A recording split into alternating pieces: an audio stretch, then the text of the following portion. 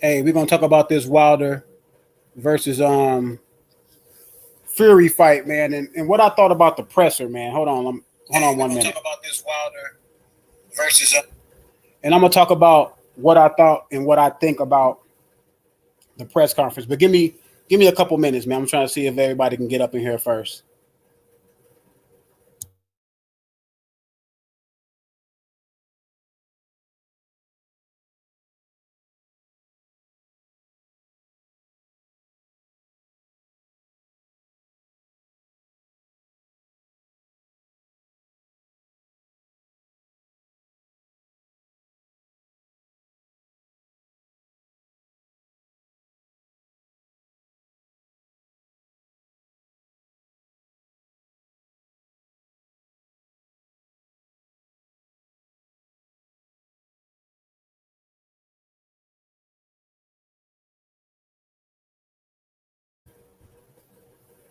Yeah, man.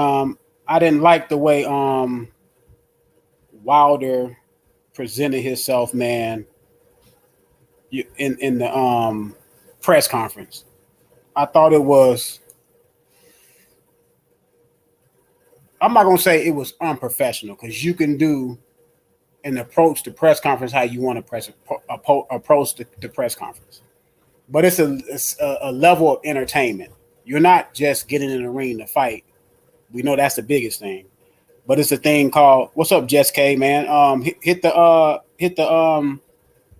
link, man, and join in, man. You can speak your piece on it. But it's not just that you're gonna get in the ring. It's entertainment. So for Wilder not to speak in the press conference when it takes you and Fury to sell the fight, I thought was on a level of childish. I thought it was childish. I really do. He had headphones on, listened to music, so he wasn't listening to anything that was going on in the press conference. His new trainer, Malik Scott, had to do all the speaking for him. Now, you call yourself a king, right? But you let someone else speak for you. Now, I heard Wilder in other interviews after the press conference, he did talk to he did get interviewed by other media outlets that I guess he picked and choose. That's his preference. That's he could do what he want to do. But he was saying that he wanted to see if Fury can sell the fight on his own.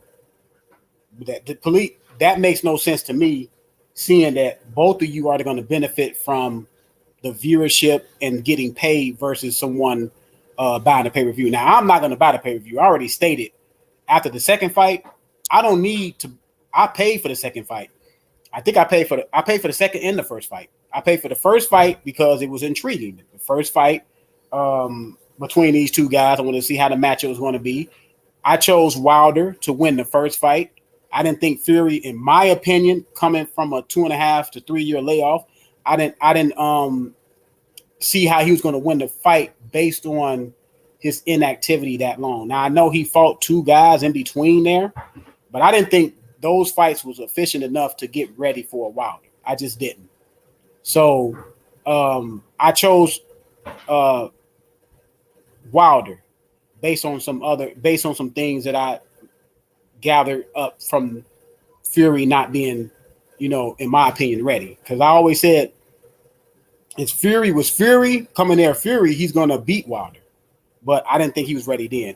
After seeing the first fight, I took the information from the first fight and I made my assessment for the second fight. Yes, he did knock Fury down twice. We all know he knocked him down twice, but them other rounds count as being rounds because the fight went to decision. So the other rounds counted as being, rounds that they competed in. And I thought Tyson Fury controlled most of the fight. Yes, he got knocked down, but I thought he controlled most of the fight. And, it was controversial. People say that he didn't get up or he did get up or, you know what I'm saying, the lone count. But we all know the count is the referee's discretion.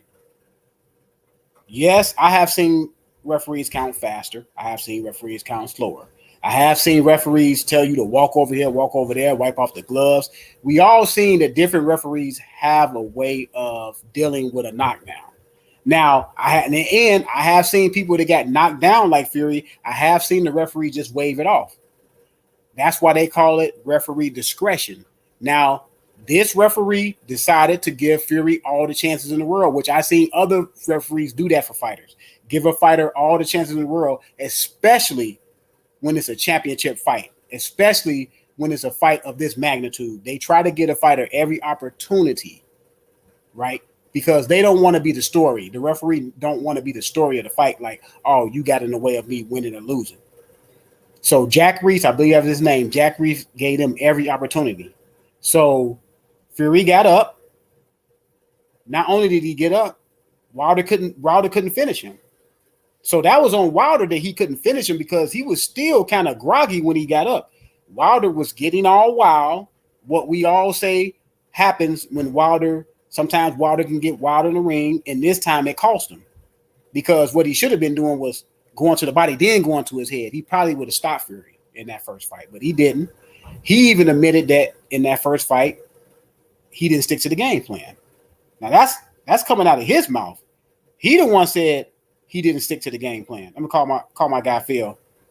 Hey Phil, hey, if you can jump in on the live. I'm going live for about 30 minutes. If you can jump in, you can jump in. I'm just calling people, telling them they can jump in. All right. So I'm just stating that that's what Wilder said out of his mouth, that he didn't follow the game plan. So that was on him, not us, not me, not you. He said that. So after that first fight, I said the second fight, Tyson Fury said he was going to change trainers. He went to Stewart. Hey, what's up? I'm live if you want to come on. I'm just going to go live for about 30 minutes. If you got time, you can come on.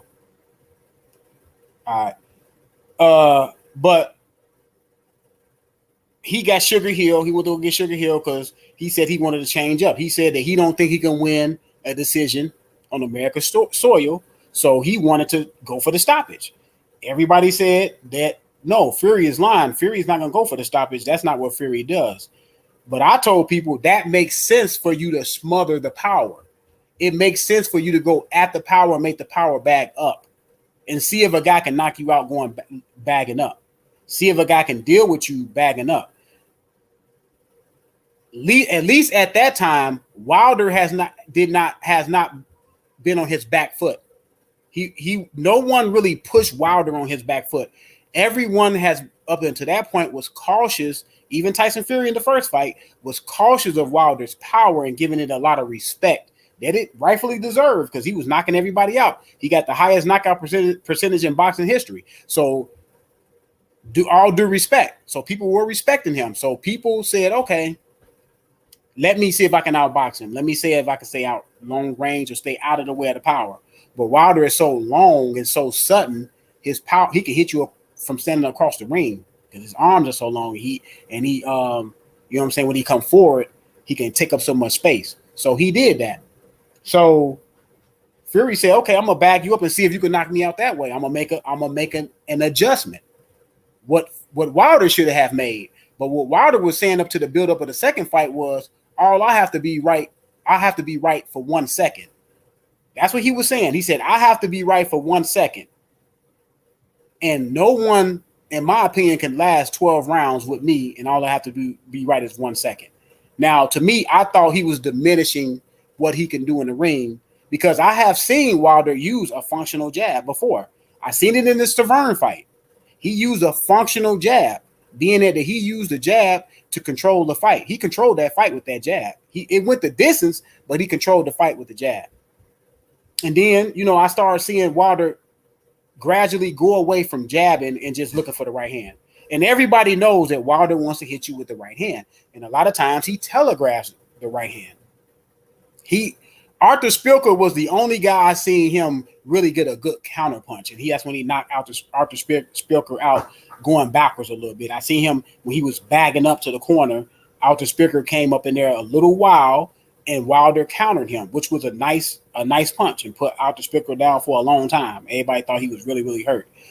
And You know what I'm saying? But Wilder was gradually going away from using the jab, and he was only looking for the right hand for whatever reason. I don't know. For whatever reason, that's what he was doing. But it's going to be to your detriment, to his detriment, at eventually fighting a fighter like a Fury, who can make adjustments in the ring, who's been boxing for a long time. He's seen it all. He's seen punchers in sparring. He fought punchers, so he understands what a puncher can do, and we understand what a puncher's nature is. Going all the way back to Sonny Liston, George Foreman, Mike Tyson. We all know that these guys can punch. Now, Sonny Liston had a really good jab.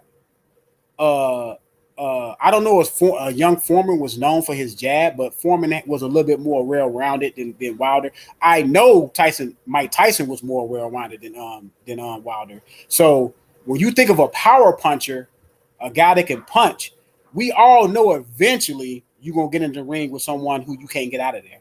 Because Sonny Liston ran into Muhammad Ali, George Foreman ran into Muhammad Ali, Mike Tyson ran into Buster Douglas the first time. And then he ended up running into other guys like Holyfield and down, Lennox Lewis. So I know watching boxing that eventually Wilder's going to meet someone he can't knock out. So every time Wilder had a fight, I was like, good that he won the fight, but he won the fight doing what he does best, and that knocking people out. Against Luis Ortiz, when he finally, to me, fought a step-up fight, because to me, Luis Ortiz is better than Bermane Stiverne, even though Bermane Stiverne had the title, even though Bermane Stiverne was a champion, the WBC champion, and Luis Ortiz never won a belt. But I thought technically Luis Ortiz would cause more problems for Wilder, and it ended up that he did. Even though Wilder stopped him both times, Wilder was getting boxed out, technicalized in the ring versus Luis Ortiz and some other fighters too. So that's why it was incumbent upon him to use his jab and use other weapons that he has that I seen him do. Now, this is not saying what I think he can do. I seen him use a functional jab. So I'm not pulling something out of my butt and say, oh, I think he can do this. So when he stopped using the jab, I kept telling people like, hey, he gonna get in trouble. You know what I'm saying? Once he fight a fighter that can take that right hand away, he's gonna be in trouble. Oh no, you just hating. Okay. Then he run into Tyson Fury. What happened in the second fight? Tyson Fury took the right hand away, walked towards Wilder, walked Wilder down. He was the bigger, stronger man. Not only is Tyson Fury the bigger, stronger man in that fight with the height, and I believe their reach is about the same, he's a better technical fighter than Deontay Wilder. He makes adjustments inside the ring on the fly. He's one of those guys. My boy Phil, let me add Phil. What's up, Phil? What's up, man? You at the gig? Nah. I just finished working out, man. What's good with it? Oh, okay. Hold on. Let me turn this up some more, man. What the hell? Where my volume at? But just talking about this Wilder Fury matchup and what I think about Wilder's mindset going into this third fight. Now, I did just skip a little bit. Tell me what you think. Well, I was listening in to you when you was kind of breaking it down and explaining it. And, a lot of stuff that you said, I feel the exact same way. For one, it's been proven that if you don't get hit by the right hand against Deontay Wilder, you have a good chance to beat him, right? Because when you go back and you look at his fights, and there's historical data to show this, you can go look at the scorecards of each one of his fights. He's lost more rounds than he's won. Right. So to me, that says, okay, either one, you playing a serious game of cat and mouse until you catch the mouse, or you're basically getting outboxed and you're winning because you're knocking these guys out. Your whole fight is predicated on the right hand. You understand what I'm saying? And to me, it's more so of the second alternative than the first. Setting up the right hand, throwing the right hand, living and dying by the right hand. As you can see, Tyson Fury basically eliminated the right hand in the second fight by putting Deontay Wilder on his back foot, smothering his power, and not letting Deontay Wilder fully extend and hit Tyson Fury. If you can do that, then you have a good shot at beating him. I don't see Deontay Wilder coming in with a new trainer or with anybody for that matter that's going to prepare him to beat Tyson Fury, especially at this particular point in his career. You know, I understand him and Malik Scott. They say they build a good rapport and all this other kind of stuff. But at the end of the day, man, I just don't think you have the assets and the skills to become the kind of fighter you need to become in such a short period of time to beat Tyson Fury. Now, with that being said, Deontay Wilder does have the right hand.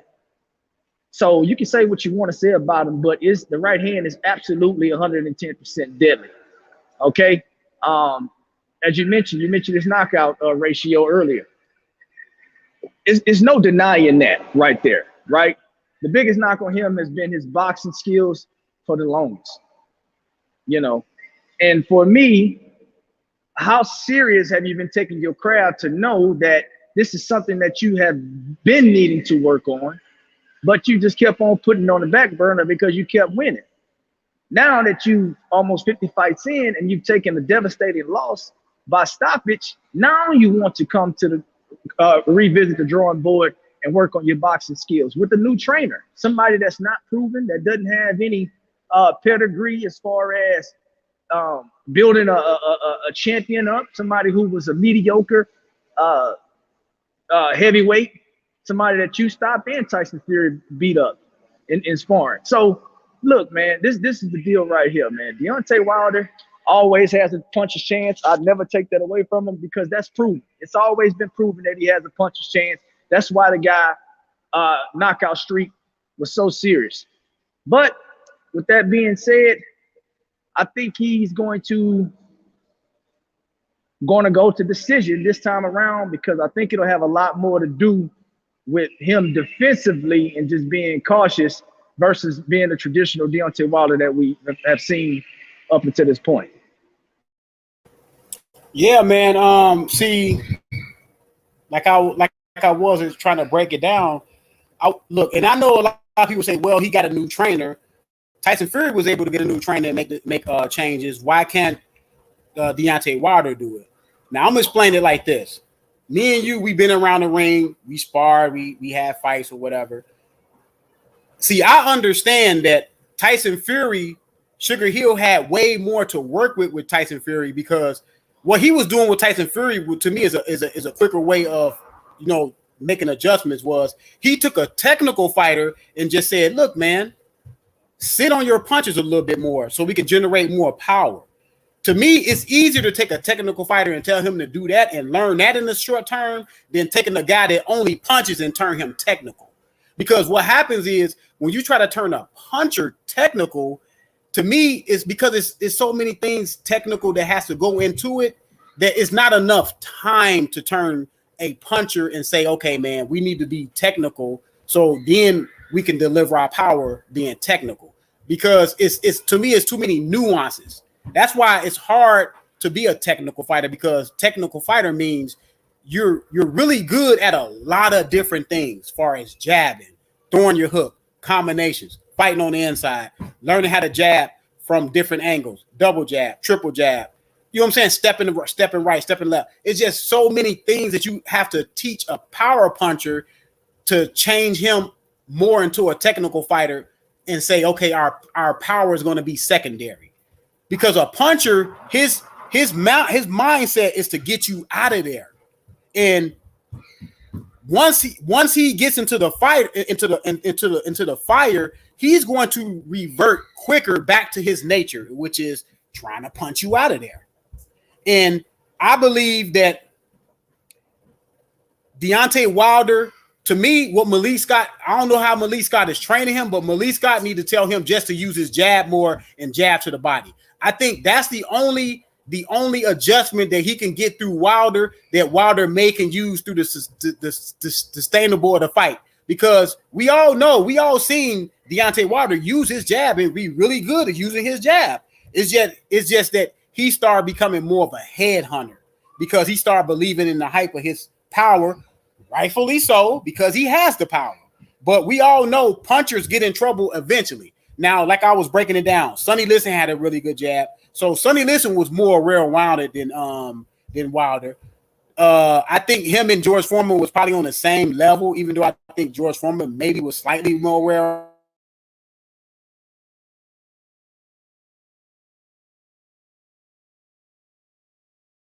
rounded in the beginning of his career than Wilder. So, but I think Tyson Fury has been in the ring with Wilder twice. I don't really see Deontay Wilder coming in here and surprising Tyson Fury with nothing. You know what I'm saying? I don't see where he's going to surprise Fury with anything. I think if Deontay Wilder come out the first 2 rounds with a game plan and he has changed a little bit, I believe Tyson Fury will be able to on the fly adjust. That's just what I believe. Well, look, to elaborate on some of what you just said. So, look, I've heard several people make that comparison that, oh, well, Tyson Fury got a new trainer and you know, that's the equivalent to teaching a old dog new tricks. Well, it's not. And I'm going to tell you why it's not. Because as you mentioned, well, first of all, let me say this right here. Sugar Hill is a proven trainer. Okay, that's the first thing. Okay, we can go back and we can check his track record with him working with guys and fighters that have had success as a professional. Okay, his whole life has been predicated on making fighters better, right? So we can go back and we can check that. Now with Malik Scott, that's just not the case. Now, will he be a good trainer? I have no idea, but right now I don't have any historical data to revert back to make that case for Malik Scott. I'm not saying he can't be this guy, but right now he's not in my eyes. The other thing is this right here. Tyson Fury has always had those tangible assets and the ability and skills to revert his style because it's easier to convert a boxer into a puncher. Okay, it's easier to revert a boxer into a puncher. And again, this is the deal right here. Against Deontay Wilder, Tyson Fury was a boxer puncher.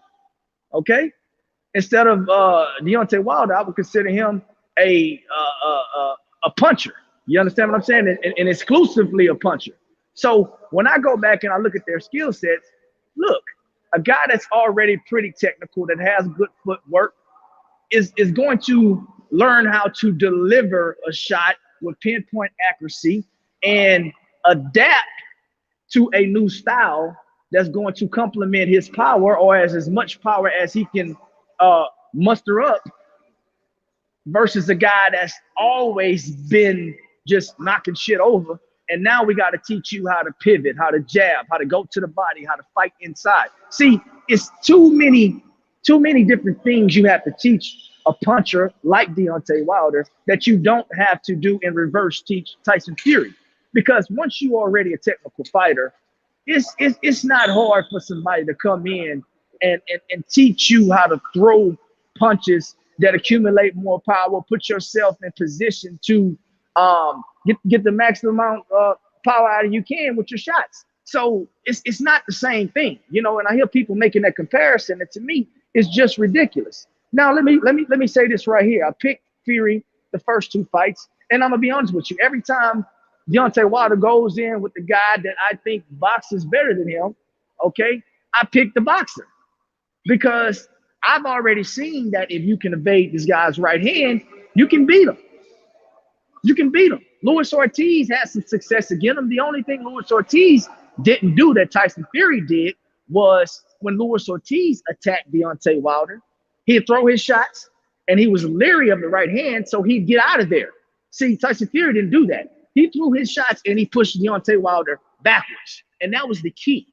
You see what I'm saying? You have to put him on his back foot. And now Tyson Fury has pretty much, to me, came up with the blueprint in order to beat Deontay Wilder. For one, he's outboxed him the first time around. They got a draw. And then the second time, he stopped him.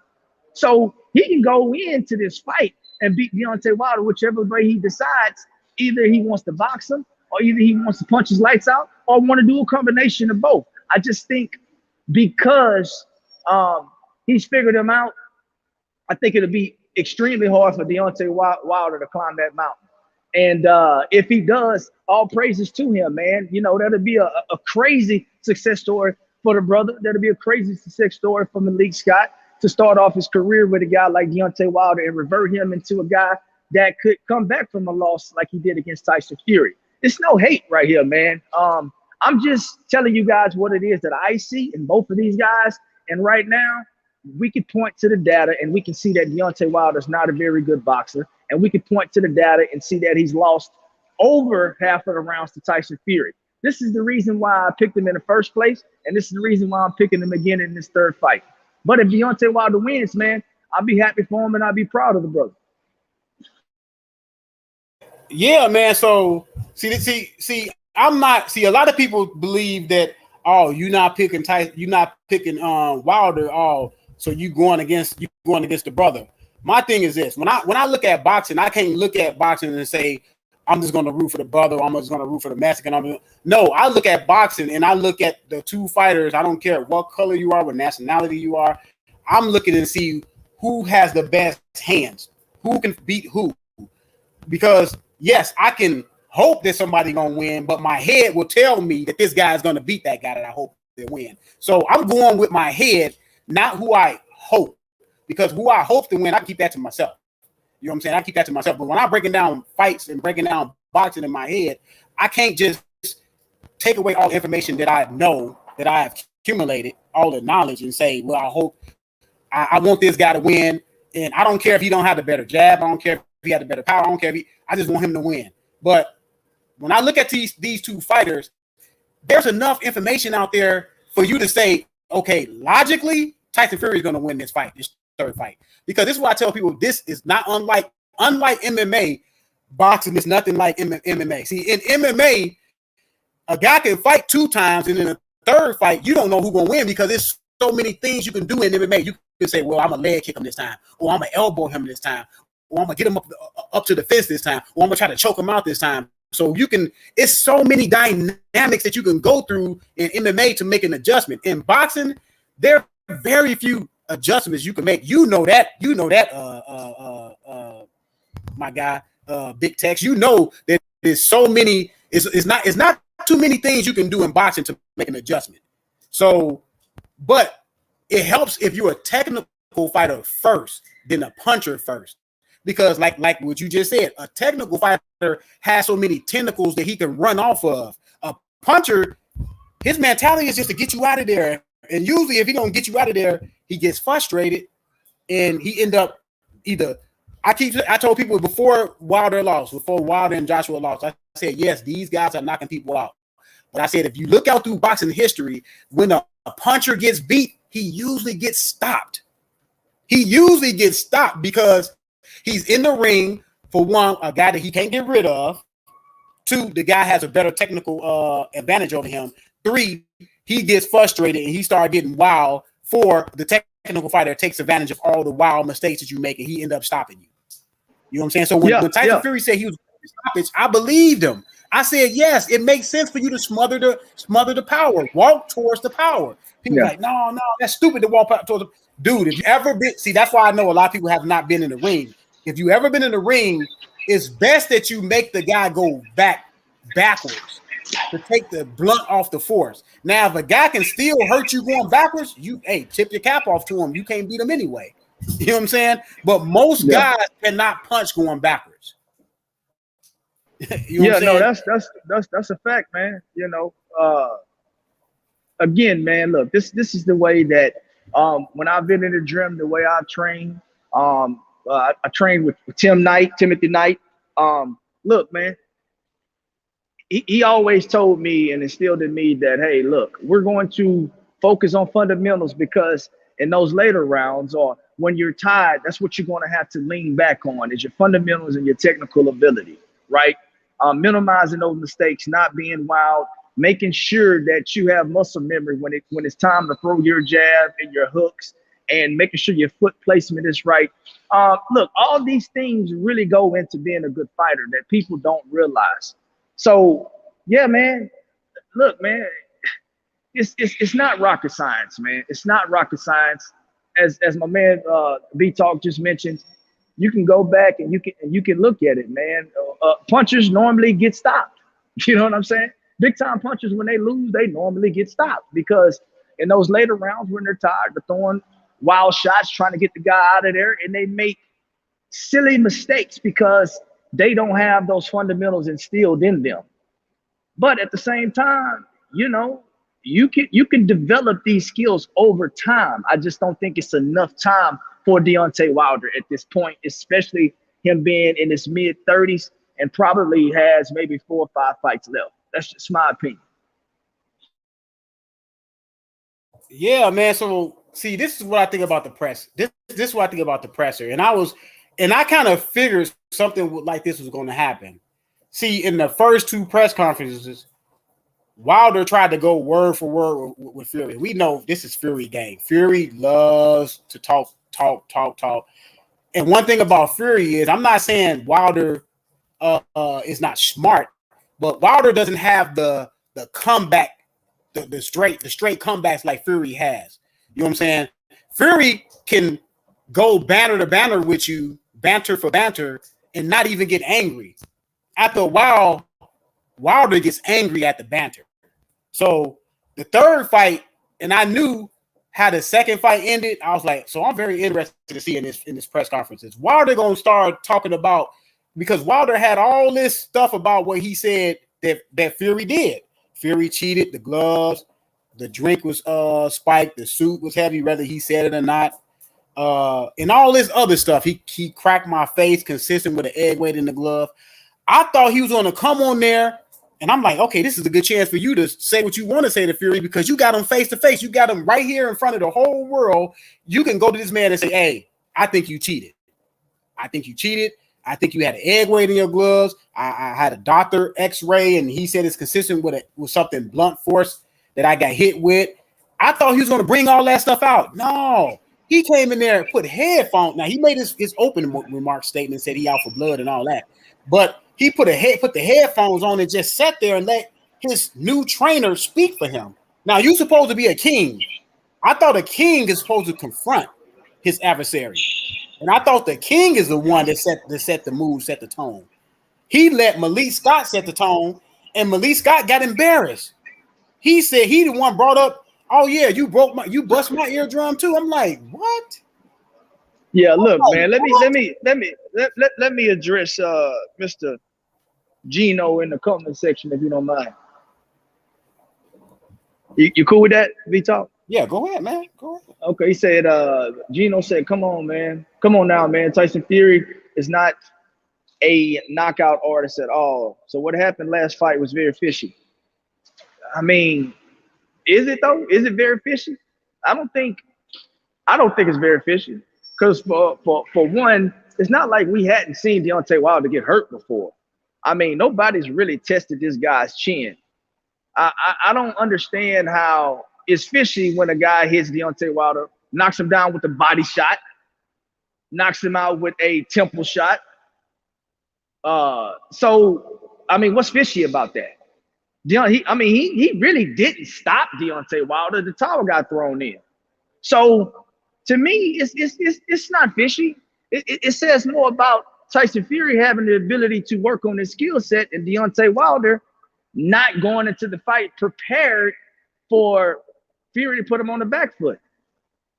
Look, man, if you go back and you look at that first fight, and you see when Deontay Wilder put Tyson Fury down in that 12th round, and Tyson Fury got up off that canvas and really start putting in that work when he put Deontay Wilder on the back foot and start fighting him in the mid-range, you'll see that it's not very fishy at all. It's just a light bulb turned on. So to me, look, man, if you want to say the glove was floppy, yeah, I can agree and say the glove was floppy. Okay, but that still doesn't prove anything. Did the glove look strange? I mean, I don't know. I don't know what kind of gloves he's fighting with. I don't have any of that knowledge, and I think most people don't, right? So, look, at the end of the day. Oh, hold on. We got a bad echo. Hey, Malik, Malik, just have your I think you got to turn your YouTube down, or look, something like that. I think that's why you're echoing. Hello. Yeah.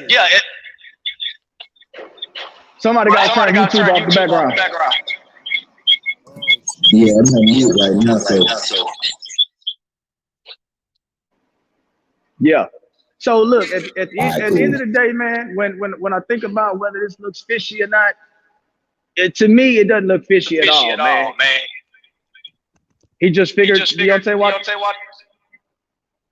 out.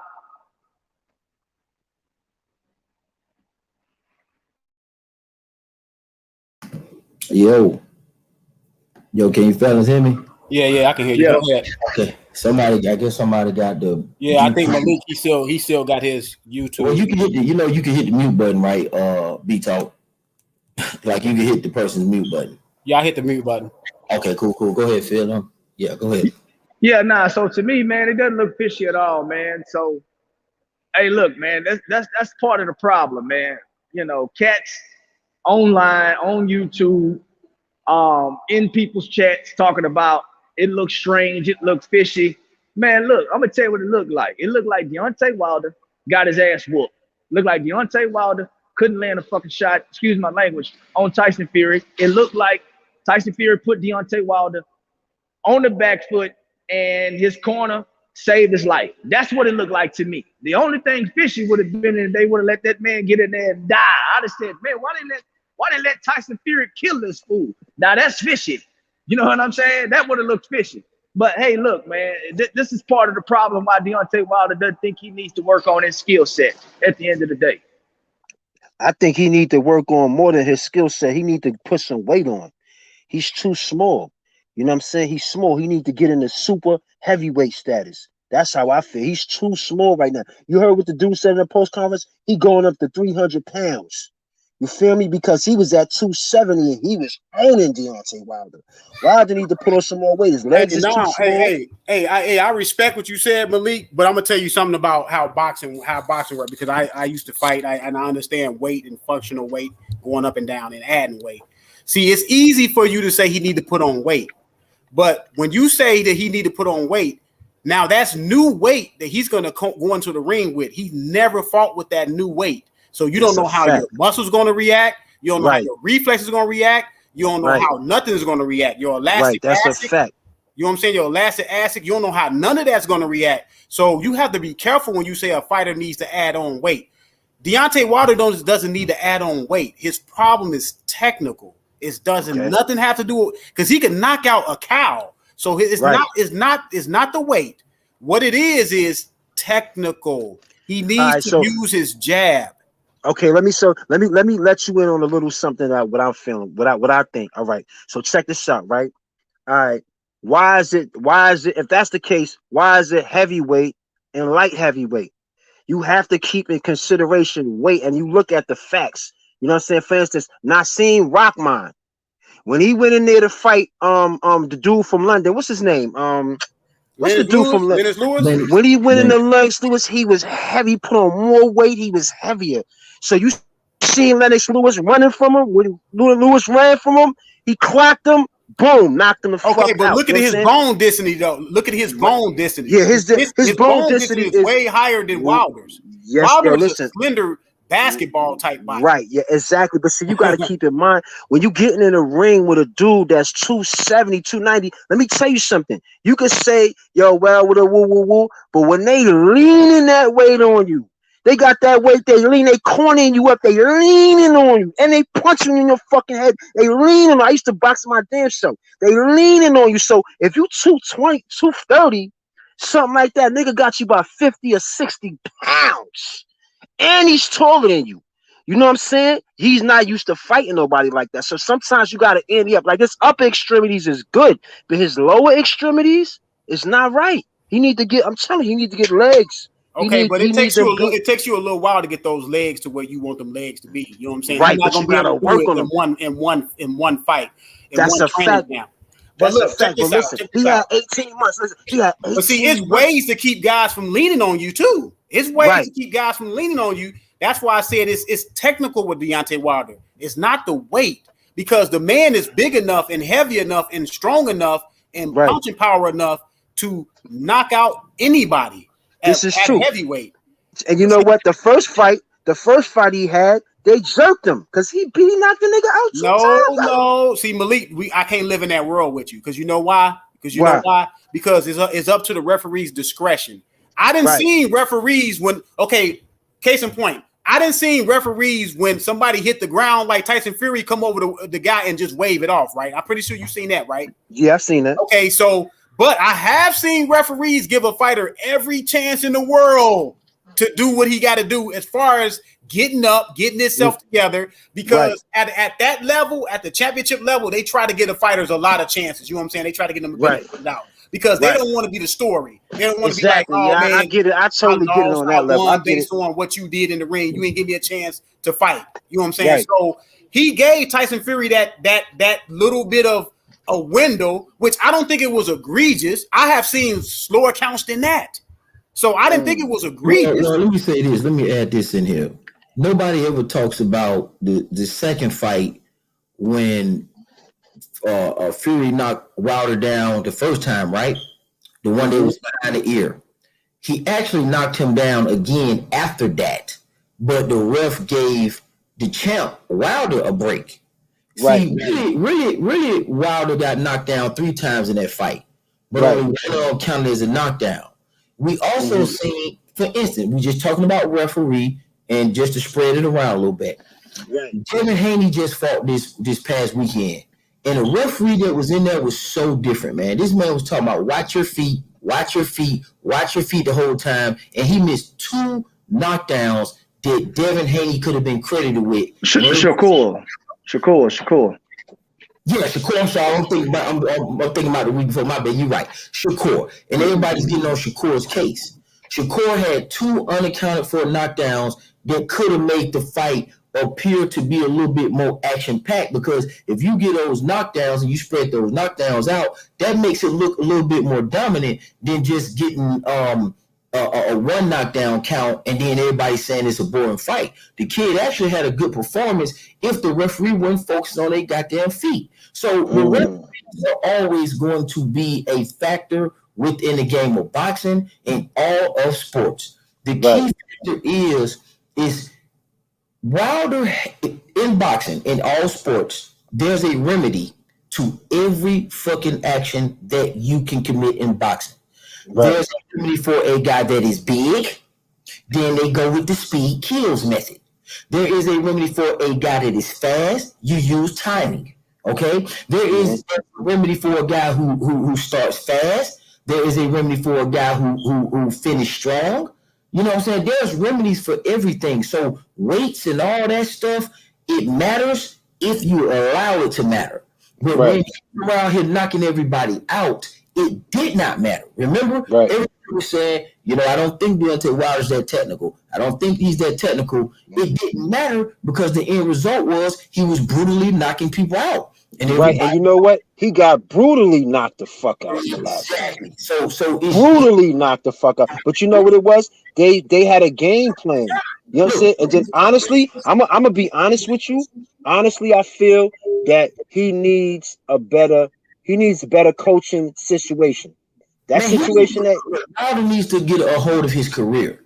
Okay, first of all, these guys are home all fucking day. They're not working at McDonald's. They're not they're not in the military. They don't have shit else to do but sit home and study this. The problem is, hey, Phil, take over the live. I'm gonna be back in about 20 minutes. Okay, we here. Look, I got this guy is, and most of these guys, and me and the fellas talking about it, man, these guys are part-time boxers, man. Once they get over to fight and they knock somebody out, they out in the streets partying or doing nothing. They're not trying to improve nothing. You know what? But everybody want to be Floyd Mayweather. Right. You know what the dude, you know what Fury said to his trainer and him? He said, I busted both of y'all eardrums. Yeah, I in the press conference. He said, Joe, I busted your eardrum and I busted his eardrum. He said, Joe, when I go into the fight, I'm going to be 300 pounds more. He said, Joe, I'm going to be heavier, because he was at 270 and Wilder, he was walking through Wilder's punches, walking through them. You're not heavy enough, bro. I'm trying to tell you, need some more weight, man. But look, hold up though. Let's not. I mean, he said he's gonna be 300 pounds, but let's be honest about this. Tyson Fury didn't look like he was 300 pounds yesterday. No, we I didn't. mean, nah, he looked like he's in good shape. He's actually, to Yeah, me, as slim and trim as he's been in a very long time. So, yeah, yeah. I mean, if he get up to 300 pounds within a month's time, then yeah, I don't know how that's gonna affect him. I think But that's check this out, and that's why I man. was saying to you, if you're not even 240 pounds, a nigga got a 70 pound weight difference on you, and he could go the distance and go 12 rounds. Come on, man. Like, yo, you gotta push some weight up. You gotta step it up. No, Period, man. Wilder needed better punch selection. Cause you He can be need big as you want to, but when the punches start flying across that chin and that body efficiently and effectively, oh, your big ass gonna go down. Oh, right, yo, listen, that's true, but you gotta have the power behind it, my brother. You can swing. Listen, listen. That last fight, he had power. Where the fuck was it at? He was not connecting on that. Where was it at? The first fight, yeah, he had it. The confidence too. The confidence was there. I'm gonna tell you where he took Wilder's heart. He took Wilder's heart in the pre-conference when he pushed him. When he psychologically he beat him. When he pushed him, he came up on him and he pushed him. Nobody never did that to Wilder before. So that was the first step towards getting in Wilder's mind and his heart, and he did it. And then he came and executed. You know what I'm saying? But I'm telling you, Wilder he's too. I think he's too light.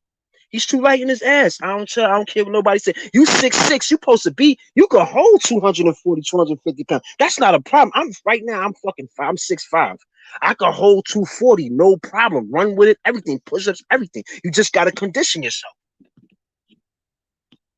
You know what I'm saying? You just gotta condition yourself. I think he's too light. This nigga gonna come in the ring 70 pounds heavier. What you gonna do with that man? So look, check this out. We got boxologist just jumped in. Just want to get his quick thoughts and opinions on the trilogy and the press conference. Just kind of sum up in one little spiel how you feel about this upcoming fight. Okay. I mean, yeah, man. Can y'all hear me? Yeah, I can hear you loud and clear. Yeah, Okay. you good. Cool. Yeah, man. I mean, you know how I look at it, bro. You know what I'm saying? The press conference was weird as fuck. You know what I mean? He was just sitting there like a silent mute. You know what I'm saying? It's great. He gave all praise to the Most High, but at the same time, you just sitting there like, you know what I mean? It's all this, you got all this chatter about you. You know what I'm saying? All this, you know, these allegations and you know, the tampering of the water. You know, is the water? Was it his gloves? Was it the suit? You know what I'm saying? You got all these things that people been talking about, and you get, you know what I'm saying, as soon as they give you the platform to kind of address these issues, you know what I'm saying, you say nothing.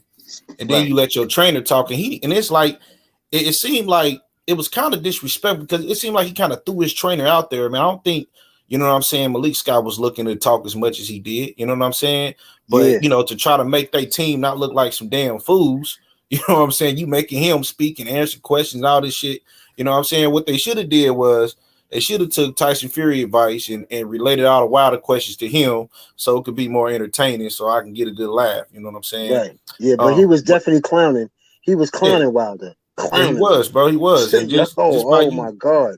And he said, check this out. And he said, I busted your eardrum. He said, how you going to put him in the ring to fight and you not a great fighter yourself? That shit don't even make sense to me. He said, I busted your eardrum and I busted his eardrums. I'm saying he made a fucking joke out of it. But you know what I'm saying? Like Zone said earlier, man, he nullified that power, bro. That right hand, he nullified it.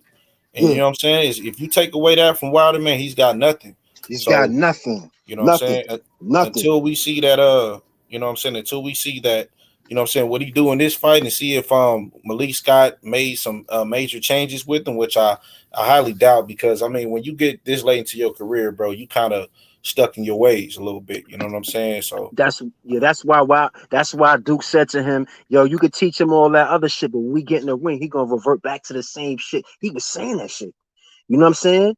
The Fury dude, he was like, you could teach this dude all that, whatever, but when we get back in that ring, you know what I'm saying? He gonna revert back to the same shit he was doing before. And if you got that right and you just depending on that right and you don't got no kind of strategy in your boxing and you think that one hit wonder shit gonna work for everybody, my man, you need to switch your game up, man. You need to switch your style up.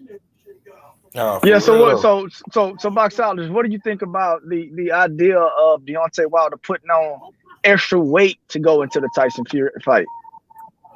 Man, I think that's a bad move, man. He need to be a little bit more mobile, man. You know what I'm saying? Because I mean, you already got a guy that's gonna be bigger than you the night of the fight. You know what I'm saying? Like he's gonna be bigger than Wilder. So Wilder need to be more mobile in the ring. You know what I'm saying? He need to be, you know what I'm saying? He need to be elusive, man, and not stand straight in front of Tyson Fury. Because when you Right, stand straight in front of a boxer like that, man, he's gonna pick you apart if all you right. got is one hand to throw. And he needs Hmm. to, you know what I'm saying? He needs to I would have expected if I was Malik Scott, because Malik Scott, he's a pretty tall guy. I would have expected him to kind of work on Wilder's footwork, work on Wilder's jab. I mean, you can't be that fucking tall, bro, and not utilize the jab, bro. You know what I'm Yeah, saying? You too that's a tall, bro. fact. Your wingspan Too tall, right? And is, then what about and his? it's like the crazy thing about it is this is last point. If he can develop a strong jab included with that right hand, he could be a he could be a deadly 1-2 fighter. Like how Kell Brook got that nice 1-2. He could be a Hmm. deadly 1-2 guy. You know what I'm saying? But Hmm. he don't have a freaking jab, or he won't use it. He won't develop Right. it. Yo, And that's gonna hurt him. honestly, you know what I feel? Honestly, though, personally, I feel like he don't muster his resources. That's number one. He's too isolated. You know what I'm saying? He don't. You know what I'm saying? He don't accept what's going on, and he had a lot of like he can't accept. He's like one of them sore loser types. If you took an L, take an L. Take it on the chin. You both say take an L. It is what it is. Nah, This is what comes with the sport. You know what I'm saying? But I feel like his lower extremities is not right. That dude get up on him, close him in, and start leaning on him. It's gonna be a problem. You're too light. You're gonna lean on you 290, 280. You're only 230 pounds. That's a 70, 80 weight. That shit makes a difference. People don't believe it. It makes a difference. That dude coming at you like that, then he leaning on you, head butting you, throwing elbows, little, you know what I'm saying, sneaky shit. You only got a right pound, and he walking through that. He's walking through that. You know what I'm saying? So I just feel like, yo, he got to work more, man. His lower extremities is he's too light in his legs. He need to get his legs right. That's what holds you up. You know what I'm saying? That's what's gonna hold you up. Those are your beings. Your legs is everything. If you ain't got no legs in the jaw, you out of here. Straight like right. that. Like you said, that jab, I you mean, gotta but let me ask you this right here, right? So in the first fight, Deontay Wilder came in, I think around he was between 210 and 220 when he came in the first fight, right? right. So and he moved a lot better. He didn't get and he came into the second fight 230 pounds. As we can see in the second fight, he was a lot more fatigued, quick. Second round, he was fatigued. The first fight, I mean, he seemed a little more elusive, a lot more light on his feet. And I don't think it's going to be any difference in his power. So to me, you just have to nullify the fact that Tyson Fury can lean on you. I don't think it's the fact that Tyson Fury can lean on him. I think it's more so that Deontay Wilder has been so used to fighting guys that's that he's towering over, that he's much larger Right. than. Right. Now, Right. Right. now, you know, You got somebody these towering over you. You yeah, know what now I'm you got saying? somebody towering over you. And if Yeah. you've never been faced with that adversity, you don't Right. know how to react How to to it. rock with So it. But see, that's But another what's thing crazy? too. But Now see, let me say this. go ahead, Get go what ahead. you gonna say, bro? All right. Now I was gonna say that I was another just, thing too. go ahead. He's not working on his lower. He's not. What about why is everybody going for the head? What about the body? You see that you got liver shots. You got stomach shot. If you look at Tyson Fury, you got to work on his body. Don't even go upstairs. All you got to do is work the body. He gonna drop them hands. You feel what I'm saying? He don't have a strategy, and I think like what Duke said earlier, he need a game plan. His strategy is that one knockout shit. That shit is not gonna fly no more. You let see me that right let there. me give you some quick you know quick education lesson, right? If you go back and you listen to, let's just say, George Foreman when he talks about how he was a lot bigger than his opponents, right? And he Yeah. talked about the shots that he would throw. He would throw. He would accumulate power with certain shots, you know. Right. So a lot of times when he fought guys that was just as big as him or as big as him, he said, I didn't have as much power because I was so used to punching down. That's where all my power came from. With Deontay Okay. Wilder, because he's so large, he's not used to throwing shots to people's bodies and stuff like that. He's used to headhunting. So Right. he doesn't have as much power and efficiency when he decides to become a body puncher because that's just not where his power is accumulated from. Right. Right. And I was what I was gonna say earlier, man, y'all gotta remember he's fought taller guys, but just not as tall as Fury. Because you know, Dominic Brazil, Jared Washington, them guys probably like 6'7", 6'6", you know what I'm saying? But the Yeah. thing about it is, Tyson Fury is a underestimated master boxer in the heavyweight. When Right. I say master boxer, I'm talking about compared to other heavyweights. You know what I'm saying? Okay. Yeah. Dude is skilled, but he's not like Wilder is not you. When you look at how good he boxes, when he fought Jared Washington was giving him problems too until he got Right. caught. You know what I'm saying? But Right. with Dominic Brazil, he's tall as fuck, but he's not a master boxer like that. You know what I'm saying? Okay. So Yeah. that's just kind of, but dealing with somebody like Fury, man, Fury moves. He moves his head, he moves his feet, he moves Right. his hands. Like he's giving you different looks. You know what I'm saying? Right. Like he's Yeah. giving all these different looks, and people underestimate that dude's power, dude. That's a Right. big dude. When you that damn big, you can Hell just swing yeah. this damn arm and it's gonna hurt. I don't give a You ain't damn. never lie. You You know what ain't I'm never saying? lie. Yo, but you Yeah, know he's what though? naturally heavy handed. Even me, I underestimated Fury. Cause for some reason he don't give me and see that's why you can't sleep. That's the same thing happened to Anthony Joshua. He went in the ring with Duke throwing them haymakers. You know what I'm saying? Plus I Yeah, think he got a little paranoid. Some people when they go to New York City and they be around the goons and all that, if you're not you're not used to that type of life, it'll kind of make you nervous. You know what I'm saying? So he went in there. I don't know what's going on, but you see what happened. Duke throwing wild haymakers and caught him, rocked him. He ain't never get hit like that. You know what I'm saying? It's square for somebody. But see, he looking at the dude thinking, oh, this fat doughboy, not knowing the dude had power. You know what I'm saying? So it's like you can't underestimate the powers, man. You can't underestimate people, man. You know what I'm saying? Because they could do what they do, and they could show you they could do what they're gonna do. That's like what he was saying in the press conference. Fury, he seemed so certain that he knew Duke. He said he was like, "Yo, I'm gonna go in there, whatever." He's so certain, and where you get that from? Because he stays in that ring. He stays in the ring. He has dudes his height and his weight swinging at him, hitting him. He's throwing his arms over for you to hit him in his ribs. He's getting himself adjusted to getting hit. He could take hits. So if you hitting us at a certain power, he gonna walk through your shit, man. I'm telling you, man, it's possible. So let me ask you, who are you picking to win this next fight? Man, listen, in my heart, I want Wilder to win. You know what I'm saying? I really want Wilder to win, but I don't know. I'm going with my bro automatically, win, lose, or draw. Straight up. I'm going with the bro. That's just what So, it is. I ain't, so you but know what I'm no, saying? I got you. So it's two different ways. You can be rooting for Wilder and you can want Wilder to win, but do you think, logically speaking, do you think Deontay Wilder possessed the skill set to beat Tyson Fury? That's two totally different questions. Okay, yeah. Okay. All right, let me say this. I want to give it 100%. I say 85%. I'm not gonna go 100% like he, you know what I'm saying? Because my thing is instead of taking that L and coming back, you making all these excuses and all that and all that. Niggas I know take an L on the chin. They take an L on the chin. They keep it pushing. When they come back, they're not talking. They just gonna handle their business. You know what I'm saying? But I don't know. I can't really say, man. I just feel it's been a long time. He had 18 months. You know what I'm saying? We got to kind of see how it play out. But I just know the way Fury talking. You know what I'm saying? He talking from experience, and talk is talk. Talk is cheap. But I study Fury and how he moved. Like he's just showing, like, yo, he's a definitely tough opponent. You know what I'm saying? He's a tough opponent. He can take some shots and he can fight. You know what I'm saying? He may not fight the way I'm used to seeing people fight, like rugged fighting. Get in the ring, sticking like the Charlo brothers. He's not one of them type of boxers. I like boxers like that, but he's unorthodox, and I feel like, yo, he got a possibility to bring that belt back home. He came in with a game plan before and took that fucking belt. You know what I'm saying? He came back with a game plan, took that fucking belt. Okay, so let me ask you this right here. Let me ask everybody on the panel. So from based off this fight, okay, barring that, let's just say Anthony Joshua wins against Usyk, what do you think the winner of the Deontay Wilder and Tyson Fury? Where do they go from there? The winner and the loser.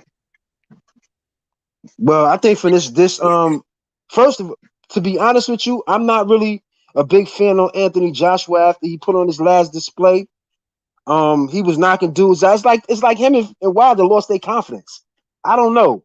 You know what I'm saying? They lost their confidence. Like Lennox Lewis, Nashar Rockman, he beat him when they went to Japan or whatever it was. He beat him. He said, "Joe, when he come back, he getting his shit back." It was no talking. He went, got his shit back, and there was no problem. These dudes, Anthony Joshua, he went and got his shit back, but it was how he's fighting, all stiff. He's all But timid. I'm asking about. I'm saying barring that Anthony Joshua beats Usyk, what do you think where does Deontay Wilder and Tyson Fury go from there? Both the winner and the loser of that match. Okay, I think Yeah. that the winner of the Deontay Wilder, whatever, is gonna fight Joshua. Whatever, whoever win is gonna fight Joshua, or whoever win from that fight. One of these two, whoever win, they're gonna fight that dude for the next fight. That's what I think that's gonna go down. And then from there, I mean, it depends on how I play. If Fury take a L, I mean, he's probably gonna go back in, and you know what I'm saying. If Wilder take a L, I'm not saying his career is finished, but you know, he gonna be looked at totally different. He gonna be looked like Rudolph the Red-Nosed Reindeer. So Straight so up. what kind of plan you think Deontay Wilder should put in place, or Tyson Fury should put in place if one of these guys take a L? I understand you saying his career not going to be over, but if you're Yeah. advising him and you know he has several fights left in him against high caliber heavyweights, what direction do you feel as though you would go in as a fighter or somebody that's advising Deontay?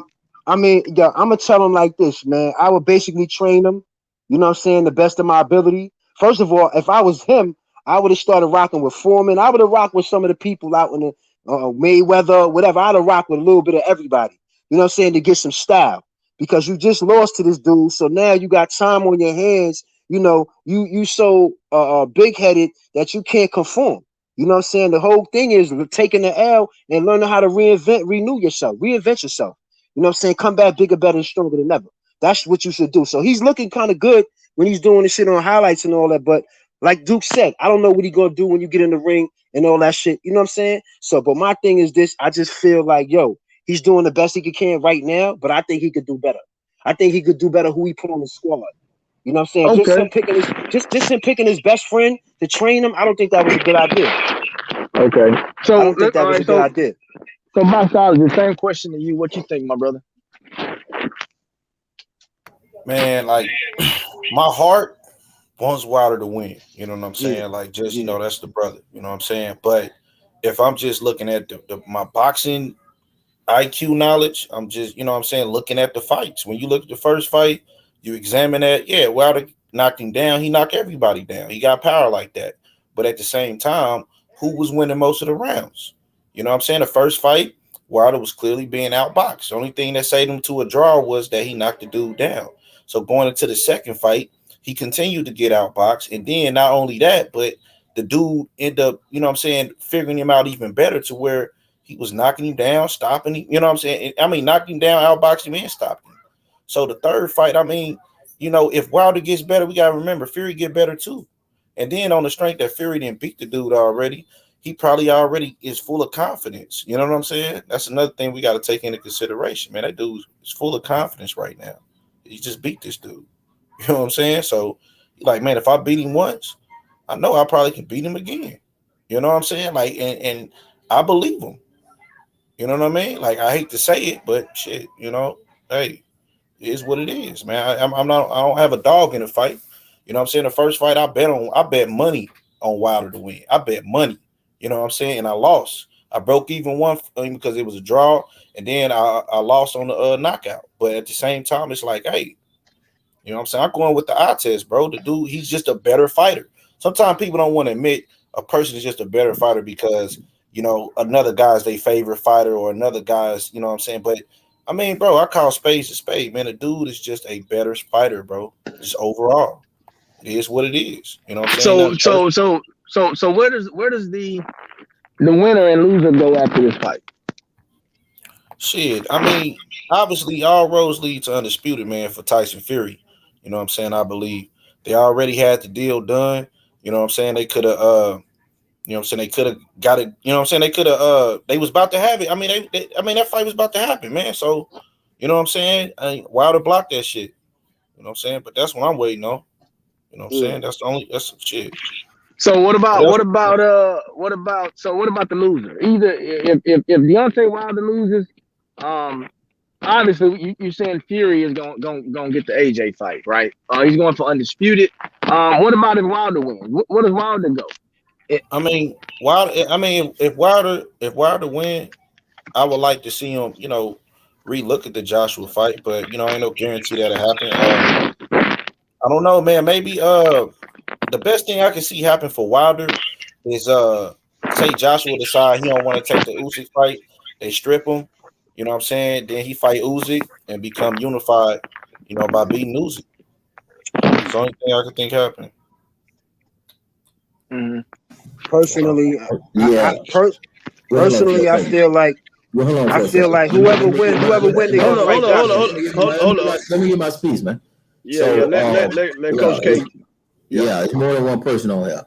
So, I ride with Wilder. You know, Wilder was my coach at the heavyweight division since I got on YouTube. You know what I'm saying? From my understanding, I was the first guy advocating for him, and I'm also one of the first guys to do picks to come in and say this is my guy, so that we can have it mapped out. You know what I'm saying? And when I say that, it's the guy who I felt would be the future of it. And I tend to do that when new guys come in just to keep it fun. So I've been riding with Wilder since 13. I got the picks wrong again. I'll say that again. My heart is with Wilder to win the fight. But what they have both shown me is that Tyson Fury should win the fight based on the game of boxing, just the technicality, the professionalism, the antics, the social part, just him trying to, be a student of Muhammad Ali, trying to be a student of Mike Tyson, his humility, even though people say he's cocky, but he's really just cocky with his adversaries in today's era. But Fury actually likes and studied the history of boxing as opposed to what Deontay Wilder has shown me. Deontay Wilder has always been, in some type of rift with the all-time greats. He's always accused somebody of being jealous of him, and this before he lost. He's always played victim, and he's never really been a guy that has been inclusive, and that's on him. You know what I'm saying? And now it's seeping out in his personality for as this fight. And Tyson Fury has exposed that. You got to pay homage to greats, man. Boxing is not a fuck around sport. No, Now, it's not. it's straight up. So Fury, if first of all, if Deontay Wilder lose, or Fury lose, or AJ, or it just shit don't matter because they heavyweights. They can box up until they're 40. They don't got nowhere to go. Why is everybody panicking? Not us as fans, but it's some lame fans that's panicking. But why are these guys panicking and being so bitchy? Like, dude, y'all gotta fight each other some more. Wilder can fight Dillian White. He can fight Usyk. He can fight Joyce. He can fight Ortiz again. He can fight Du Bois. He got a lot of people that he can fight. Even AJ. He got Ruiz. It is a lot of other fights outside of just Tyson Fury, bro. If he wins, I would like to see Wilder go fight AJ. Okay. And then I would like to see him come back, fight Fury again, and mix it up with those other guys. If Fury wins, it'll elevate his status, and I think he'll have a secure spot as the number one heavyweight in his division. If he could go ahead and beat AJ, I would like to see that fight from him next. Because I think Fury will win, and I think we will get that fight next. I think that the powers that be is going to make sure that Fury wins because they want to see that potential fight between Fury and AJ. That's my opinion. So if it go to the cards, I think Fury will win, and he's a better boxer. But I think Fury is going to go for the stoppage and stop Wilder under the 7, like he said. AJ Usyk, I think AJ is going to stop Usyk, and I think we're going to see that big showdown between Fury and AJ, and I think that's the fight to have. But I hope Wilder is mature enough to say, you know what? Let me go fight Dillian White, build my resume, and keep my resume going, irregardless if I lost to Fury or not. You know what I'm saying? Because if he does something shady or lame, his legacy is he's fucked. Right. He's done.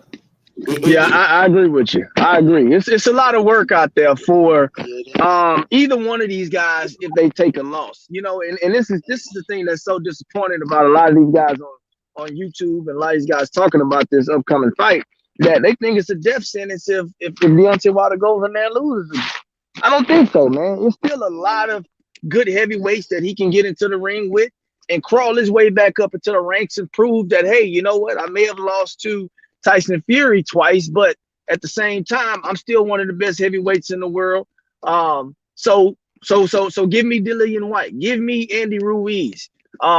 Give me Derek Chisora, give me Parker, give me all these guys that claim that they're good fighters and they can beat me. That's ranked within the top 10. It's a lot of work out there for all of these guys. I want to say this too. I want to say this thing, and I'm gonna pass this rock. Okay. First of all, who the fuck is Deontay Wilder and his fan base to have a fucking nerve to get on this shit and say any fucking thing out their mouth when we seen the greatest boxer of all time, Muhammad Ali, go through some real shit and have to revamp his career 3 fucking times. So who the fuck is Deontay Wilder to be getting a fucking attitude about anything? So fuck him and fuck his fans and fuck any bitch hoe ass attitude that you got in this game of boxing. This is about hands. Who the fuck is he compared to Muhammad Ali when this man got stripped because he wouldn't go fight some fucking racist ass bullshit war and he stood up for black folks and they took that man's shit from him? You see what I'm saying? That's fucked up. And he came back and had to revamp his career and then revamp his career again. Like, man, He for the people. Yeah, and he was for the people too. He was an advocate for the people. That's another thing. He didn't get his riches and keep it to himself and be flossing and doing all this shit and all walking around and all. He was for the people. You know what I'm saying? So you dealing with a man. You know what I'm saying? Deontay Wilder, he got funny shit with him. He ain't really for the people like that. He for himself. You know what I'm saying? So I mean, I had to do it too. Foreman took a 10-year layoff from 77 to 87, revamped himself, came back and did his thing. Motherfucking Mike Tyson went to jail for fucking a false accusations of bullshit rape. You know what I'm saying? Or whatever the case may be, and had to come back and revamp his career. So who the fuck is Deontay Wilder, man? Fucking sit your big ass down, revamp your career. I don't give a fuck. If you gonna have a bitch ass attitude, then fuck you, man. Yo, I ain't gonna front. Yo, I ain't That's a fact. gonna That's a front. fact. Yo, that's a sore ass loser. That's a sore ass loser. I'm telling you, son. Yo. Yeah, He had more excuses for a little bit. And he was knocking listen. He was knocking everybody out. Was no problem. The dudes wasn't taking. They was taking that L on their shin. He lose. Oh, forget about it. Oh Look my at God. the man Stavard. Oh my God. Stavard was a meme. Stavard was a meme. And that man had to live with the fact that he got folded up. This man Pacquiao don't got knocked the fuck out, and he's a superstar in boxing. Yes, he is. We fucking revamped his Yes, shit. he is. Revamped his shit like 4 times. So Whoa. man, I hear this shit for man. Actually, the more and more I think about it, the more I had this conversation, the more and more I'm actually thinking about it. I'm getting mad at this shit, bro, because the nigga, who the fuck is this?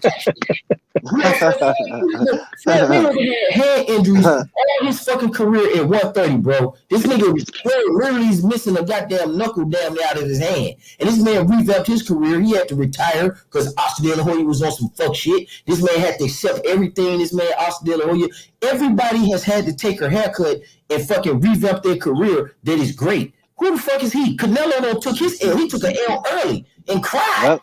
You know what I'm saying? And he's revamped his career. So who the fuck is Wilder, man? Get that fuck Wilder, man. Hey, man, look, I tell you what, man. Speaking of Canelo, man, he took that loss and didn't look back. And that boy didn't look back. Look where he at now. Man, And yo, listen, check this out.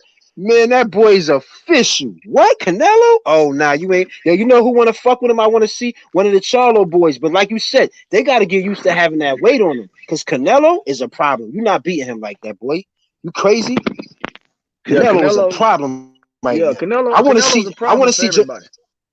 Yeah, but I think, you know who I think could rock with him. I think if Errol get his weight up, Errol could rock with him. I think one of the Charlo brothers, Jamel Charlo. I think they could rock with him straight like that. I got Jamal. I got Jamal. Yeah, Jamal. I got Jamal. And outside of Jamal, the only other guy I think I'm giving a chance right now to get with Canelo would probably be Benavidez. That's it. I think Charlo Benavidez is gonna give him the best run for his money. Okay. So you don't think if Errol Spence step his weight up, you don't think he could be able to get in there with Canelo? Hell no, man. You talking about what? You talking about coming from 4'7" to 6'8"? I think Canelo will break. Yeah, that's a lot of weight. That is a lot of weight. That is a lot of weight, though. With the style that Earl, with that catch and shoot style, what people don't understand is, I can tell you this right here: if he's catching those body shots in the arms, Canelo body shots in the arms and shooting back, I can guarantee you it's gonna be just like how what's the UK guy that he fought. I can't think his damn name right now. He took his belt. They fought for the WBC in the Ring Magazine belt. You took my Sean Porter? Sean Porter? No. I'm talking about Canelo. Yeah. Oh, Canelo. Okay. Smith. I can't think his name. Yeah, is it Smith? Yeah, and it's Callum Smith, right? Yeah, Callum Smith. Yeah, I think it'll be just like how Callum Smith arm was after the fight. His goddamn bicep looked like it was off the bone damn near because he was trying to catch the body shots from Canelo Alvarez. I just think the style would pose serious problems for Earl Spence Jr. and he gonna get his ass stopped by Canelo. That's just the truth. Gonna get stopped. Yeah, so what about you think would you say the same thing for Crawford? For Bud? Yes, Crawford's gonna get stopped too. Okay. Yeah, all those guys getting stopped. Okay. Yeah. Okay. I mean, it is what it is, man. Yo, Canelo's a beast. He's a beast. 68 is too heavy for him. I think them guys are peaked out at 154, but I just in my heart, I just don't see. I don't think we're gonna get no Earl Spence Canelo situation because I just don't think Earl Spence gonna make it past Pacquiao. I just don't think he make it past Pacquiao and Crawford. I don't think he beats Pacquiao, then go beats Crawford, and then become the cash cow to try to fight Canelo. I would want to see it after that. I would invite it, but shit, if he clean out 147, he beat Pacquiao, he beat him. I like to see him start with Jamel. You know, if he could beat Jamel and probably a Lubin, you know what I'm saying, and catch somebody at 160, even at 160, man, I don't know if he can beat Triple G. But maybe in 2 years, can he beat Andrade? See, that's what I'm saying. That's a lot of levels before you got to get to Canelo. Can Spence beat Lara? You see what I'm saying? See, there's a lot of gaps. It's a big gap, man, in between coming from a Pacquiao-Crawford fight to jumping to Canelo, bro. You got Jamal, Jamel, Andrade, Lubin, J-Rock, Costa Zuson coming up. I'm going to keep talking about here from Dara. You still even got Bruce Ennis at 147 that's on his ass that might catch Earl Spence. I don't know about that, man. I don't know. I just don't know about that. Caleb Plant's up there. Earl Spence can't. If he could pull that shit off, that nigga a bad motherfucker. He might be the greatest, bro. If he can pull that shit off, Pacquiao, Crawford, and then jump up and beat Canelo at 168? Shit, we talking about jumping 3 weight classes. Or you gonna meet him at 160 and jump 2 weight classes? 147 to 160? Shit. Wow, that's dope right there. We know cats usually do the 135 to 147, but that 147 to 160? Boy, that's tough. Yeah, that's super tough, man. That's gonna be.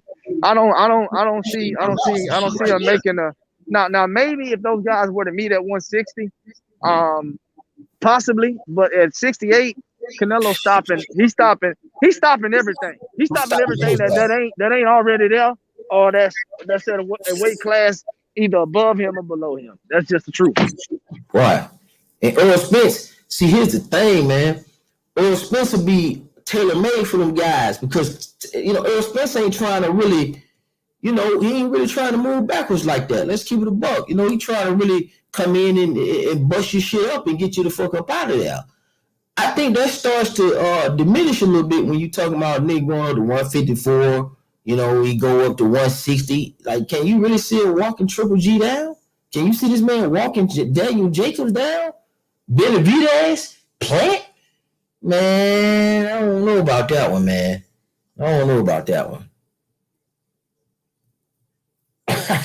Can you ask me, can I see it? Hell no, I can't see it. Nah, and this ain't nothing against EJ. I think he's a good fighter, but I mean, let me tell you something. I just seen Sean Porter give him all he can handle. You know what I'm saying? So when you talk about guys that's 160, 168 pounds, I see it being a worse case than what it was against Sean Porter, which without the knockdown, I don't know if EJ wins that fight. So let's be honest about it. We're gonna keep it all the way 100%. Yeah, that's my thoughts. I slick on some real. I know it, optics, so I wouldn't debate this.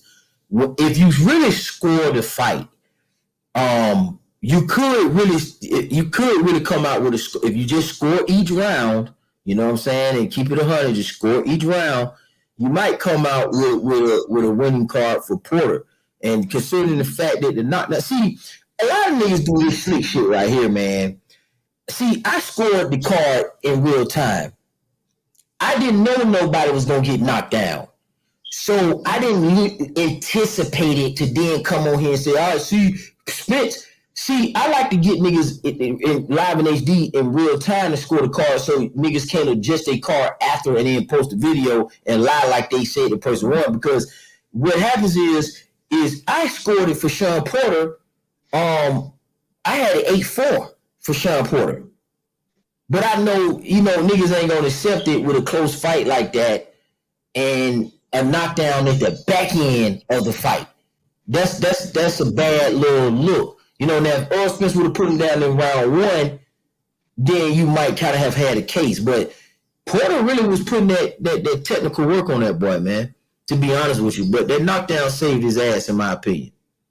Yeah, man, without a doubt, I think Kenny Porter came up with a magnificent game plan against Earl Spence Jr. He let Earl Spence Jr. play to his strengths and technically walk Sean Porter down, only for Sean Porter to spin him and work to his strengths.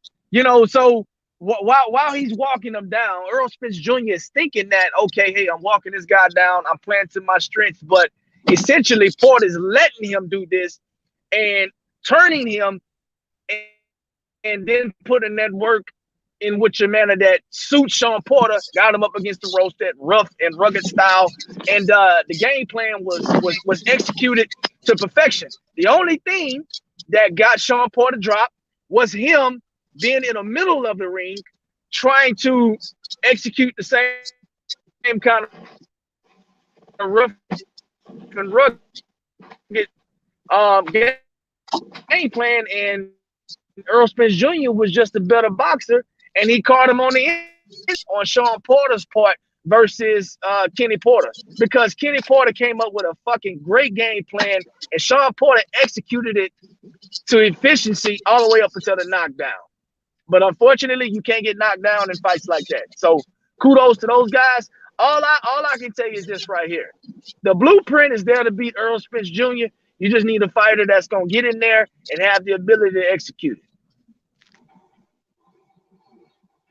Do you think they're gonna need a game plan for him? I think Pacquiao, as far as the Pacquiao fight is concerned, I don't think Pacquiao is going to be able to beat Spence in the kind of way that, like, in the manner in which the approach, shall I say, that Porter took. But I do think Pacquiao does possess enough boxing ability and skill and his IQ to put EJ in some compromising positions. I do think he can capitalize on some things that I've seen Earl Spence Jr. do that's just not so good, just not so technical. And if anybody can execute those small flaws that Earl Spence Jr. has, it'll be Manny Pacquiao or Bud Crawford. Crawford, yeah, I was thinking that too. But my take is, I think Thurman too. Nah, I do. No. You know what? I do. I do think Thurman too. I do think Thurman too. He hasn't fought. I do think Thurman too. Yeah, I do think Thurman too. I think Thurman could have before this little injury happened. But right now I don't think so. Before the injury, he taking too much time off, not in the art. See how he underestimated Pacquiao. You know what I'm saying? And end up getting knocked down. And look, he ain't been back in the ring since. Well, he got his surgery now. He got his surgery. Nah, so you know what? Yeah. I don't think he underestimated him. Go ahead, Coach. Now I'm saying this post-op. So we finna see. We're gonna see what Keith Thurman got, and he got work to do. So we'll see. EJ already said he don't want to fight him. He said he want to fight Pacquiao, then he want to fight Terrence Crawford, and if he can't get that fight, he basically saying he want to go up and he's ready to lead the division. He done. So he don't want to fight Keith Thurman. So if Keith Thurman want that fight, he had to catch that man at 154. So whatever, maybe Keith Thurman will have a second So, reign at and this is another 147. thing right here, man. Yeah, this the thing right here, man. I think Thurman can have a second reign at 147 without a doubt, especially if Spence decides to jump ship on the division. Let's be real. If Spence jump ships on the division, the next biggest fight to make, if Manny Pacquiao sticks around, it'll be Crawford and Pacquiao, or it'll be Crawford and Thurman. I mean, that's just the real about it. But I don't think Keith Thurman underestimated Manny Pacquiao. I just think that it was a fundamental mistake that Keith Thurman made when he got knocked down. It's the same mistake that he made against Josecito Lopez, and it's the same mistakes that Keith Thurman makes all the time. See, the only difference is when you're in there with a high caliber fighter with an outstanding IQ is when you make these minor mistakes, they make you pay for it. And it had nothing to do with him underestimating him. It's just, to me, it had more so to do with Keith Thurman consistently making these same mistakes over and over again and not being in a ring with a guy that can capitalize off of it. And Manny Pacquiao is just not that guy you can make those kind of mistakes against. That's real talk. That's real talk. The reason I said underestimate him because to me, he seemed like he was so confident and certain that he knew it was going to be a walk in the park and he was going to win the fight.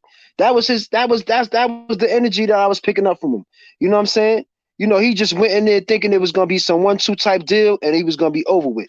You know what I'm saying? So when I say underestimated, not underestimated, just underestimated his character. You know what I'm saying? His abilities. You know what I'm saying? Yeah, just for the record. His will to win, I guess. For a second, man, I gotta say this live in HD. Ice Tray ran down in Philly, snatched your heart out their chest. Goodbye. You're coming back to Atlanta, and we're getting your ass up out of here. Philly, bye. Oh shit. Hey, look, man. Shit. Look. Hey, look. I tell you this right here, man. Look, Manny Pacquiao is an outstanding fighter, man. I mean, at the end of the day, look, man, I tell you this right here. Keith Thurman really made it look easy. I'm not gonna say it made it look extremely easy, but the second half of that fight looked one-sided outside of that body shot. I don't care what nobody say. People forget that it was a split decision in Manny Pacquiao's favor. So one judge actually had Keith winning. So yeah, he lost, but at the same time, the second half of that fight, Keith Thurman essentially took over. He took over, and sometimes when you're fighting a guy like Manny Pacquiao from behind, even if you have a good second half of the fight, it just may not be enough because the momentum may be swung too far in the other guy's favor. And even after the fight, Manny Pacquiao came out and said verbally, "Hey, I never faced a heavyweight that hits as hard as Keith Thurman. He just didn't put me down, but I can tell you this right here. That's the hardest I've ever been hit in my career."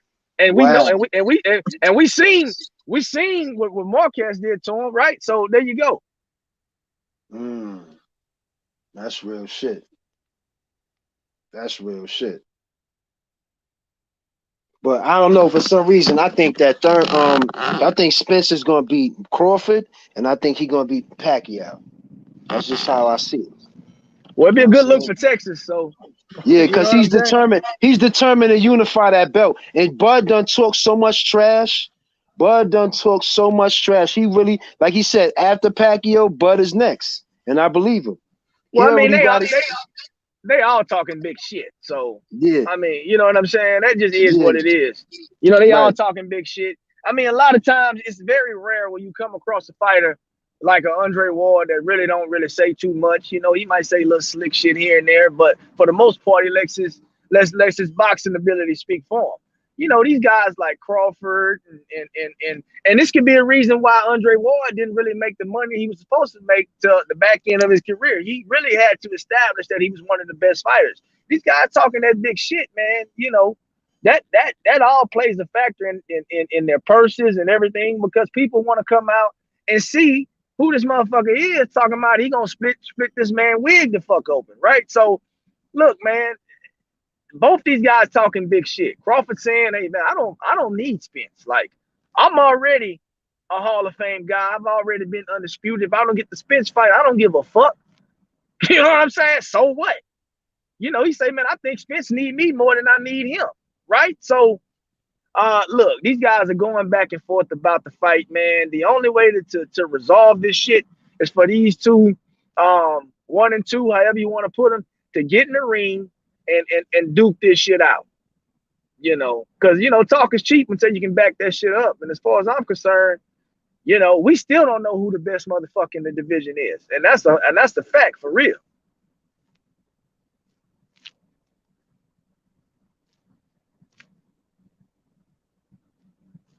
But man, I guess it's almost about time to wrap this shit up. You know, I've made my pick. I got Fury beating Wilder in a majority decision. Zone, Coach K, who you got?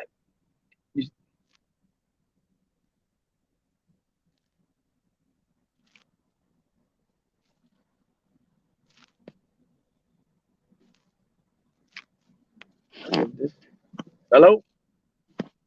Yeah. Yeah, who you got, man? I'm picking Fury I'm going with Wilder. By stoppage or by decision? Yeah, not by stoppage. Okay, so we got one for Wilder. I'm going Fury by decision. Who you got, Coach K? I got Fury. Okay. I got Fury by stoppage. I got Fury by stoppage by the 5th or 6th. Okay, so B-Talk got Fury by the 5th or 6th. Stoppage.